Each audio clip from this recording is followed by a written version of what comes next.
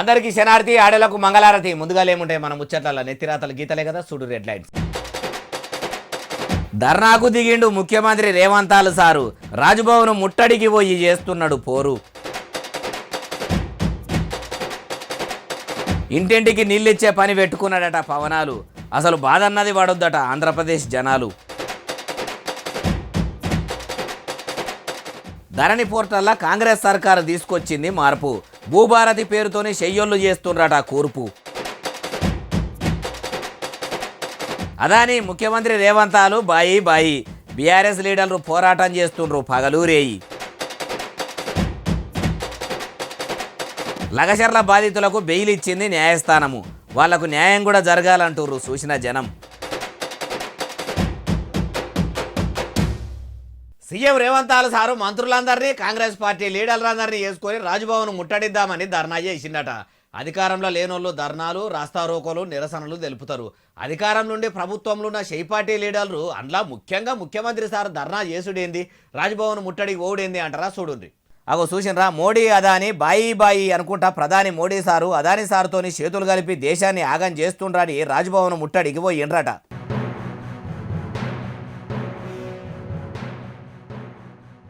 అట్లా నడమలదాకా పొంగనే ముఖ్యమంత్రి పోలీసు మంత్రి రేవంతాలు సార్ చేస్తున్న ధర్నాను పోలీసులు అడ్డుకుంటే ఆడనే కూర్చున్న సీఎం సార్ ఇట్లా అనుకొచ్చిండు. వేలాది మంది ఈరోజు ఏఐసిసి పిలుపు మేరకు రాజ్భవన్ ముట్టడి కార్యక్రమంలో పాల్గొనడం జరిగింది. రాజ్భవన్ కూతవేటు దూరంలో హైదరాబాద్ పోలీసులు మనల్ని అడ్డుకోవడంతో ఈ రోజు ఈ రోడ్డు మీదనే మన నిరసన కార్యక్రమాన్ని తెలియజెప్పాల్సిన పరిస్థితి వచ్చింది. ఇన్నరా ఏమంటున్నాడో ఇంకా మస్తుగానే అన్నాడు. ముచ్చట మొత్తం వినుండ్రి.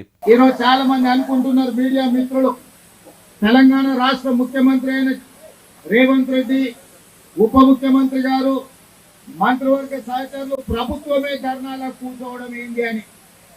కొంతమందికి ఈరోజు మేము తెలుపుతున్న నిరసన నచ్చకపోవచ్చు, కొంతమందికి కడుపులో కొంచెం నొప్పిలు ఇవ్వచ్చు. తెలంగాణలో అధికారంలో ఉన్న షై పార్టీ సీఎం రేవంతాలు సార్ ధర్నా చేసుడేందని అనుకుంటురుగా అవ్వచ్చు.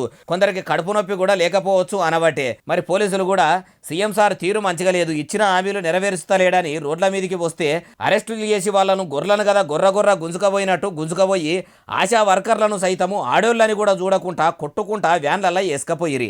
మరి ముఖ్యమంత్రి కూడా అట్లనే చేస్తుంటే పోలీసులు కూడా పోలీసు మంత్రిని ఎందుకు గొర్ర గుంజుకపోయి వ్యాన్లా ఎక్కించుకోలేదో అంటే ముఖ్యమంత్రి ధర్నా చేస్తే ఓతీరు, కడుపు రగిలి కడుపేదలు ఉద్యోగులు ధర్నాలు రాస్తారోకోలు చేస్తే ఓతీరా. ఇదేనా ప్రజాస్వామ్యం అంటే? ఇదేనా కాంగ్రెస్ లీడర్లు తీసుకొస్తామన్న మార్పు అంటుర్రు ఈ ముచ్చటిన్నోళ్ళు. ఏపీ డిప్యూటీ సీఎం పవనాలు సార్ పబ్లిక్ కోసం మంచి పని చేసిండట. గెలిచినాక ఎన్నో మంచి పనులు చేస్తామన్నాడు. ఇప్పటి వరకు ఏది చక్కగా చేసింది లేదు. ఏపీలో ఇప్పటికీ ఎల్లయ్య గొంగడి ఏడున్నది అంటే ఏసిన దగ్గరనే ఉన్నది అన్నట్టు ఉన్నది అంటుంటే అంత మంచి పని ఏం చేసిండని ఎవరన్నారే బాలన్న అంటారా? అది ఏం పనో చెప్తా పని.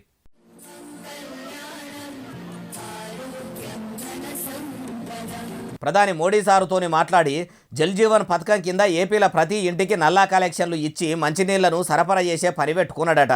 ప్రతిరోజు మంచినీళ్లు ఇచ్చేటట్టు పనులు కూడా సురువు చేసిర్రట. అదే ముచ్చట పవనాలు సార్ చెప్తుండు ఎనుండ్రి. గౌరవ ప్రధానమంత్రి శ్రీ నరేంద్ర మోదీ గారి కల ఇది కనీసం రోజుకి ఒక 55 లీటర్లు నీళ్లు సగటున మనిషికి ఇవ్వాలి అని, అది కూడా పరిశుభ్రమైన నీరు ఇవ్వాలనేది. ఇన్నరా, ప్రతి మనిషికి 55 లీటర్లు మంచిగా ఫిల్టర్ చేసిన నీళ్ల లెక్క మంచినీళ్లు అంటే చాలా మంచినీళ్లు ఇవ్వాలని ప్రధాని మోడీ సారు ఇషారా చేసి పెట్టిన పథకమే జల్ జీవన్ పథకం అట. అయితే ఏపీలో కూడా ఇదే పథకంను అమలు చేసి ప్రజలందరికీ మంచినీళ్లు ఇచ్చే పని పెట్టుకున్నాము. ప్రతి పల్లెకు గూడెంకు తండాల ప్రజలు కూడా నీళ్ల కోసం తన్లాటలు పడే రోజులు పోయి దినం తాగేదందుకు మంచినీళ్లు నల్లా దింపుకుంటే వచ్చేటట్టు చేస్తామన్నట్టు అనుకొచ్చిండు. అయ్యా పవనాలు సారు, మంచినీళ్ళ కోసం మంచి పనే చేస్తున్నారు, మంచి గురం చేస్తున్నారు. అవి పురాగా ఎప్పటి వరకు అందుతాయో అది కూడా క్లారిటీగా చెప్పకపోయినరు సారు. ఇంకో ముచ్చట ఏంటంటే పంక పార్టీని వద్దని మీ కూటమి సర్కారును ఏపీ పబ్లిక్ ఏరి కోరి గద్దె మీదికి ఎక్కిచ్చురు. ముఖ్యంగా మీరు ప్రజలకు ఏదో మంచి చేస్తారని ఎన్నుకుంటే 6 నెలలు సావాసం చేస్తే వాళ్ళు వీళ్ళు వాళ్ళు అవుతారన్నట్టు మీరు కూడా రాజకీయం లీడర్ల లెక్కనే మారినట్టున్నారు కదా. అందరు లీడర్ల లెక్క మీరు ఉండకుండ్రి, అమలు చేస్తామన్న పథకాలు కూడా మొదలు అమలు చేయండి. లేకుంటే మిమ్మల్ని కూడా ప్రజలు నమ్మని కాడికి వస్తుంది. ఆయనతో మీ జనసేనను జనం దూరం పెట్టగల అంటుర్రు ఈ ముచ్చటిన్నోళ్ళు. మాజీ సీఎం కేసీఆర్ సార్ తీసుకొచ్చిన ధరణి పోర్టల్ పేరు ఇప్పటి సంది మారుతున్నదట. షై సర్కార్ వచ్చినాక కేసీఆర్ సార్ పెట్టిన పథకాల పేర్లను నక్షలను మార్చుడున్నది తప్పితే ఎన్నికల ముంగడ ఇచ్చిన హామీలు 6 గ్యారెంటీలు అమలు చేసుడైతే లేదు. ధరణికి మళ్ళా ఏం పేరు పెడుతున్నారంటారా ఇందాంపారి. రెవెన్యూ మంత్రి పొంగులేటి శ్రీనివాసరెడ్డి సారు చెప్పుండ్రి. Honourable speaker sir, I beg to introduce the Telangana Bhubharati Record of Rights in Lands 2024. ఇన్నరా ఏమంటున్నాడు. తెలంగాణ భూభారతి 2024 అనుకొచ్చిండు. ఇన్నొద్దులు కార్ పార్టీ లీడరు మాజీ ముఖ్యమంత్రి కేసీఆర్ సార్ పెట్టిన ధరణి పేరును ఇప్పటి సంది తెలంగాణ భూభారతి అని పిలుస్తారట. అయ్యా పొంగులేటి శ్రీనివాసరెడ్డి సారు, మీ షై సర్కార్ అధికారంలోకి రాగానే ధరణిలో కూడా మస్తు లోపాలు ఉన్నాయి. అన్నదాతల భూములు అవతలలో పేర్ల మీదకి రిజిస్టర్ అయినట్టు అనుమానాలు కొడుతున్నాయి. ధరణిలో తప్పులున్నాయి అంటిరి, మారుస్తామంటిరి అన్నట్టే ఇప్పుడు అదే ధరణి పోర్టల్కు పేరు అయితే మార్చిండ్రు కానీ అందులో తప్పులను మంచిగా చేసిర్రా, లేకుంటే మీ షై పార్టీ లీడర్లకు అనుకూలంగా పనిచేసేటట్టు సవలతులు ఏమైనా చేసుకున్నారా? ఎన్ని మాటల భూముల రికార్డుల ప్రక్షాళన అనుకుంటా పేర్లు మారుస్తారు. భూభారతితోనన్న ఒకల పేర్ల మీది భూములు ఒకల పేర్ల మీదకి దొంగసాటుగా ఎక్కకుండా ఉంటే భూమి జాగలు ఉన్నోళ్లకు అంతకంటే ఏం కావాలంటారు ఈ ముచ్చటిన్నోళ్ళు. బాయి బాయి అదాని రేవంత్ బాయి బాయి. అదానితోనే రేవంతాలు సారు ఎప్పుడో దోస్తాను కట్ చేసుకున్నామని చెప్పే కదా. రాజ్భవన్ ముట్టడికి కూడా బాయే. ఇప్పుడు అదానీ రేవంతాలు బాయి బాయి జాన్ జిగిరి అని జంగు లేపుతున్నది ఎవలే బాలన్న. ఇంతకు ఈ ముచ్చట నీదాకెట్లొచ్చా అంటారా? అన్ని ముచ్చట్లు చెప్తా పాండి.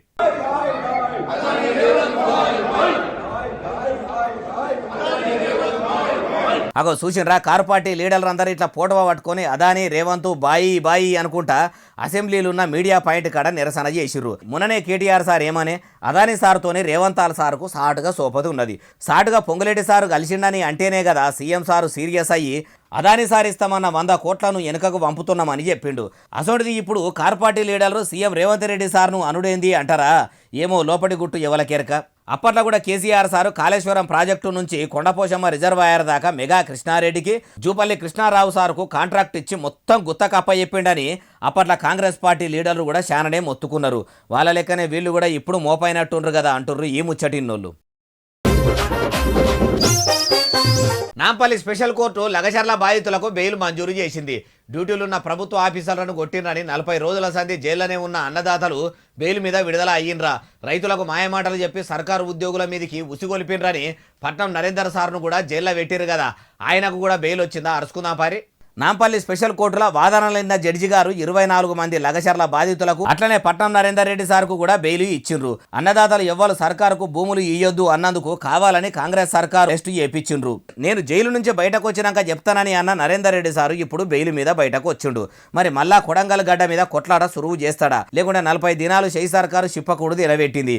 ఇప్పటి సంది సప్పుడు చేయకుండా ఉంటే మంచిదని ఇంట్లో చెద్దరి కప్పుకొని కునుకు తీస్తాడా అంటే ఏమో ముంగడ తెలుస్తుంది అన్నట్టు. ఏటూ నిందితుడుగా ఉన్న సురేష్కు బెయిల్ వచ్చిందా అంటే ఆయననే కాదు సురేష్తో పాటు ఉన్న ఇంకొక ఆయనకు కూడా బెయిల్ ఇచ్చేందుకు కోర్టు ఒప్పుకోలేదు. అసెంబ్లీలో బీఆర్ఎస్ లీడర్లు చేతులకు బేడీలు వేసుకొని నిరసన తెలిపినాకనే బెయిల్ వచ్చుడు చూసి ఇన్ని దినాల కోలే రాంది ఇప్పుడే ఎందుకు వచ్చే అంటే ఏమో చట్టాలు తెలిసిన వాళ్ళకే తెలవాలంటారు ఈ ముచ్చటిన్నోళ్ళు. అసెంబ్లీ బయట డ్రంక్ అండ్ డ్రైవ్ టెస్టులకు ఇట్లా పెడితే మాజీ సీఎం కేసీఆర్ సారు అసెంబ్లీకి వచ్చుడు ఎంత బాధ అవుతుందట. కాంగ్రెస్ పార్టీ లీడర్లు అసెంబ్లీలో సోయి తప్పి మాట్లాడుతుండని కార్ పార్టీ లీడర్లు డ్రంక్ అండ్ డ్రైవ్ టెస్టు పెట్టాలే అన్నారు. దానికి కేసీఆర్ సార్కు ఏం సంబంధము? ఇప్పుడు ఈ ముచ్చట ఎవలన్నారే బాలన్న అంటారా? ఇగో ఈనుండ్రి జగ్గారెడ్డి సారు చెప్పుండ్రి ఎట్లెట్లా. డ్రంక్ అండ్ డ్రైవ్ మిషన్ తీసుకొచ్చి టెస్ట్ చేయాలి అని అసెంబ్లీలో చేయాలని నువ్వు అనడం ఇది అవసరమా నీకు?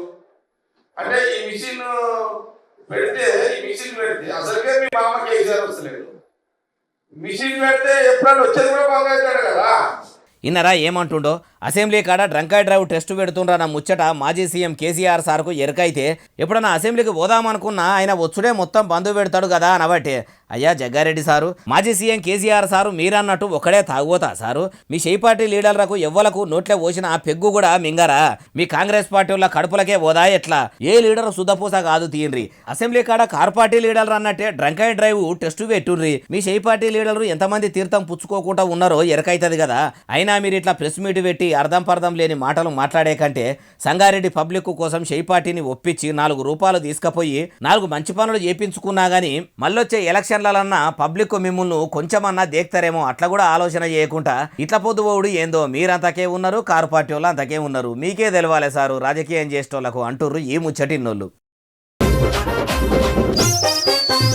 అసెంబ్లీ సమావేశాలు సురువైన కాడ నుంచి కారు పార్టీ లీడర్లు దినమో అవతారం ఎత్తి అసెంబ్లీకి వస్తురు కదా.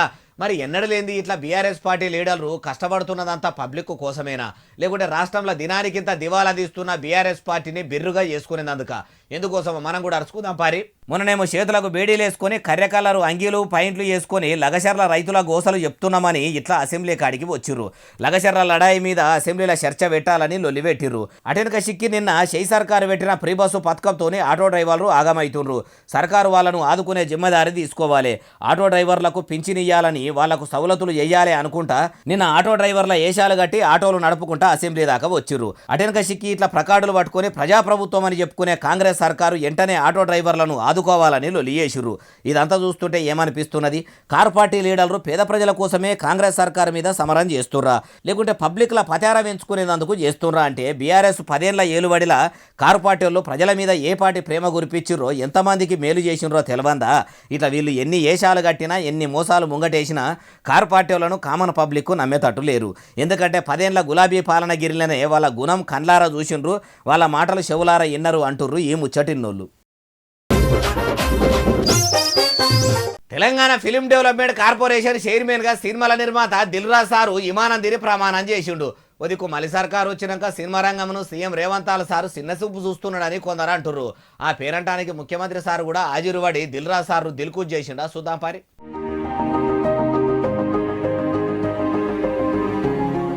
దిల్ రాజు సార్ ఇట్లా ఇమానంది అన్నాడు. సినిమా కంపెనీని ఇంకిత ముంగడికి తీసుకుపోయేందుకు పని చేయాలని ఇప్పటికే చాలా మంది సినిమేషకాలు దిల్ రాజు సార్కు సోషల్ మీడియాలో శుభాకాంక్షలు చెప్తున్నారు. చైర్మన్ కొలువులకు ఎక్కిన దిల్ రాజు సార్ కూడా ఇట్లా అనుకొచ్చిండు.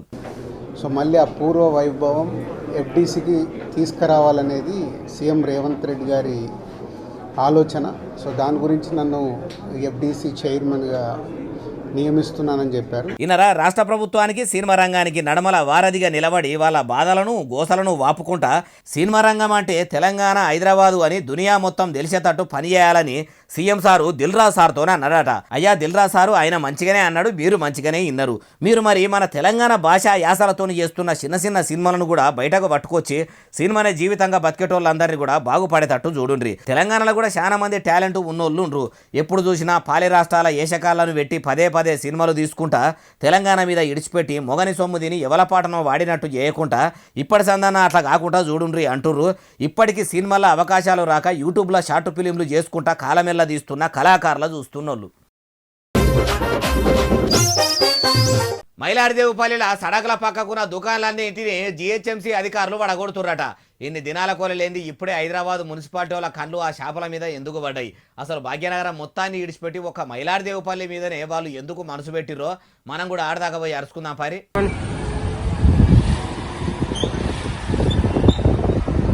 అగో చూసిన ఇట్లా రోడ్డు పక్కకు దుకాన్లు పెట్టుకొని బతికేలా తీస్తున్న వాళ్ళందరి ఇండ్లను జీహెచ్ఎంసీలు జేసీబీలు పెట్టి నేలమట్టం చేస్తుర్రు. సడకులు ఎలుము ఓపించి రోడ్డు గిట్లా పెద్దగా అవుతుందని షాపులన్నీ తీసేపిస్తుర్రా? అంటే కాదు ట్రాఫిక్ కు తిప్పలవుతుందని ఫుట్పాత్ల మీదనే ఇండ్లు కట్టిండ్రని కూలగొట్టిరట.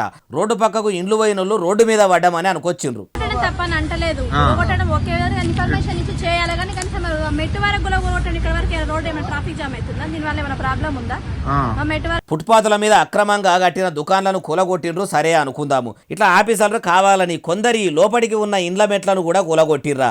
అయ్యా ఆఫీసర్లారా, మరి మీరు ఫుట్పాత్ల మీద ఇండ్లు కట్టుకున్నారు, పేదల ఇండ్లు వాళ్ళకు టైం కూడా ఇవ్వకుండా ఖాళీ చేయకుండా కూలగొట్టబడితిరి. మరి ఇదే ధైర్యంతోనే లీడర్ల ఇండ్లను కూలగొడతారా? మీకు ధైర్యం ఉన్నదా?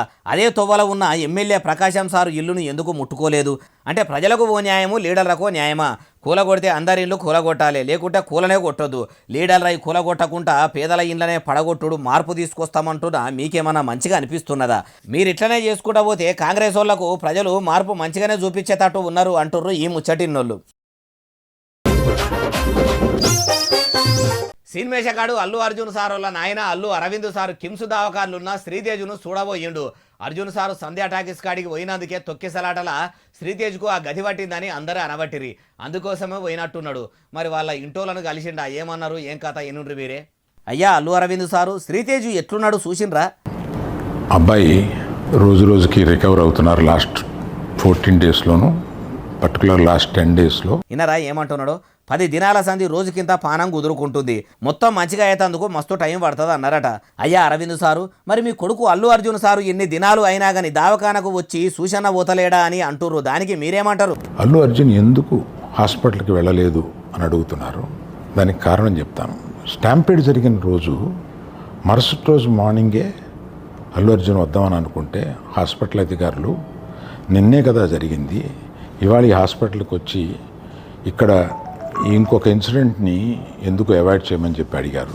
తెల్లారే వద్దామంటే డాక్టర్లు దవాఖానకు ఎక్కువ మంది వస్తే అవస్థ అవుతుంది, రావద్దు అన్నారని మంచిగానే అంటున్నారు. అప్పుడంటే అట్లా అన్నారు సరే కానీ అటెనక చిక్కన రావచ్చు కదా సారు.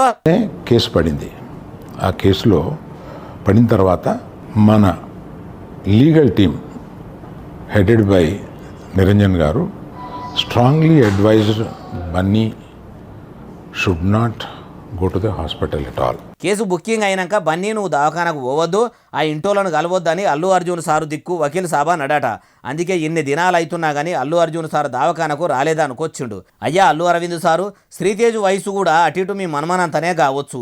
ఒక్కరోజు వాళ్ళ అయ్యా అరెస్టు అయితే మీ మనమడు మనమరాళ్ళు ఎంత బాధపడ్డారో తెలియదు కానీ కన్నతల్లి దూరమైందని శ్రీతేజ్కు ఎరకైతే ఆ పిల్లగాడు కోలుకున్నాక ఎంత బాధపడ్డాడో. మీ కొడుకు పుష్ప 2 సినిమా తీస్తే తీయని కానీ అంత జనం వచ్చిన ఆ సంధ్య టాకీస్ కాడికి వాయే, అన్యాయంగా ఓ అమ్మను బిడ్డలకు దూరం చేసే కాడికి వచ్చే అంటుర్రు ఈ ముచ్చటిన్నోళ్ళు. ఉస్మానియా యూనివర్సిటీల బీఆర్ఎస్పీ నాయకులను పోలీసులు అరెస్టు చేసిరట. రక్షక బడులు కావాల్సుకొని భారత రాష్ట్ర సమితి విద్యార్థి విభాగం నాయకులను ఎందుకు అరెస్టు చేసిర్రు, వాళ్ళ మీద కేసులు కట్టవలసినంత తప్పు బోయూల వాళ్ళు కూడా ఏం చేసిర్రు, అన్ని ముచ్చట్లు మనం కూడా ఆడదాకా పోయి అరుచుకుందాం పరి. గో బ్యాక్ కాంగ్రెస్ వాదులారా గో బ్యాక్ అనుకుంటా ఓయూ క్యాంపస్లో ఒర్రుతున్న బీఆర్ఎస్పీ నాయకులను పోలీసులు పట్టుకున్నారు కదా.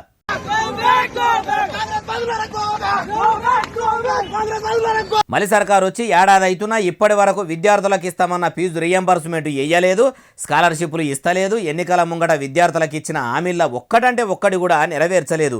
నిరుద్యోగుల గోసలు తీరుస్తాము, విద్యార్థులకు అన్ని సవలతులు చేస్తాము, చదువుల శాఖల మార్పు తీసుకొస్తామని కాంగ్రెస్ లీడర్లు ఎన్నికల ముంగట ప్రచారంలా అంటే మార్పు తెస్తామంటున్నారు కదా అని నమ్మి ఓట్లేస్తే ఓడెక్కేదాకా ఓడమల్లన్న, ఓడదిగినాక తీన్మార్ మల్లన్న అన్నట్టు చేసిర్రు. గెలిచిన ఏడాదిలోనే 2 లక్షల సర్కారు నౌకర్లు వేస్తామన్నారు, ఏమా ఇంతవరకు వేయలేదు అన్నమాట మీద లేరని షెయి సర్కారు మీద మంటతోని ఓయీ క్యాంపస్లో లొలిపెట్టిర్రు.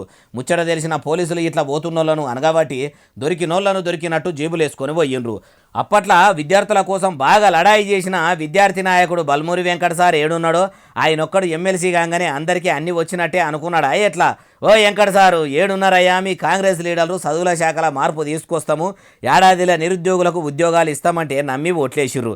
మీ కాంగ్రెస్ వాళ్ళేమో నమ్మినోళ్ళ గొంతులు తడిబట్టతోని కోస్తున్నట్టు చేస్తుర్రు. మీరన్న విద్యార్థుల తరపున నిలబడి మీ ముఖ్యమంత్రి చదువుల శాఖ మంత్రిని కొలువుల ముచ్చట అడగకపోయినరు.